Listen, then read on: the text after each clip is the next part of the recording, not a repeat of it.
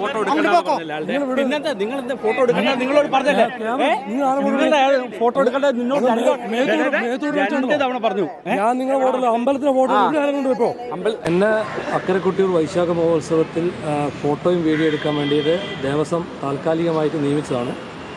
അവിടെ സെലിബ്രിറ്റികൾ ഒരുപാട് വരാറുണ്ട്. അപ്പോൾ എല്ലാം ആ വീഡിയോ എടുക്കാറുണ്ട്, ഫോട്ടോ എടുക്കാറുണ്ട്. അതുപോലെ മാധ്യമപ്രവർത്തകർക്ക് മുഴുവൻ ഞാനാണ് വാർത്തയും ഫോട്ടോയും അയച്ചു കൊടുക്കാറ്. അങ്ങനെയാണ് അവരെന്നെ അവിടെ നിയമിച്ചത്.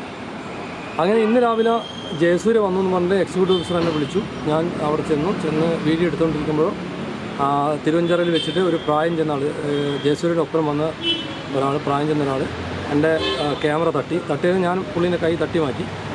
അതിനുശേഷം ഞാൻ അവിടെ നിന്ന് എടുക്കാൻ നിർത്തിയിട്ട് പടിഞ്ഞാറേ നടേൻ്റെ മുന്നിൽ വന്നിട്ട് ജയസൂര്യൻ്റെ കുറച്ച് വീഡിയോ എടുത്തു. മേലെ കയറി അക്കരെ കുട്ടികളുടെ മുഴുവൻ വിഷ്വൽ എടുത്തുകൊണ്ടിരിക്കുമ്പോഴാണ് ഈ ജയസൂര്യൻ്റെ ഒപ്പരമുള്ള 3 പേർ ചേർന്ന് എന്നെ വലിച്ചഴച്ച് ദേവസ്വം ഓഫീസിൽ മുന്നിൽ കൊണ്ടുവന്നിട്ട് എന്നെ വയറിന് പിടിച്ച് മാന്തി, കാലിൽ ചവിട്ടി, വയറിൽ പിടിച്ച് തിരിച്ച് എല്ലാം ചെയ്യുന്നത്.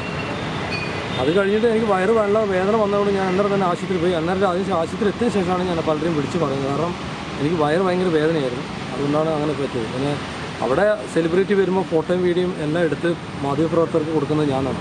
അവരെന്നെ നിയമിച്ചത് അങ്ങനെയാണ്. ചെയർമാനും എക്സിക്യൂട്ടീവ് ഓഫീസറൊക്കെ ഇൻ്റർവ്യൂ ചെയ്തിട്ട് എന്നെ നിയമിച്ചതാണ്. അപ്പോൾ അവിടെ ദിവസം ഒപ്പിടുന്ന ഒരാളും കൂടിയാണ്. അപ്പം എല്ലാവരെയും എടുക്കലുണ്ട്, അനുമതിയോടുകൂടി തന്നെ എടുക്കാറ്. അപ്പോൾ ഇവർ എന്തുകൊണ്ടാണ് ചെയ്തതെന്ന് എനിക്കറിയില്ല.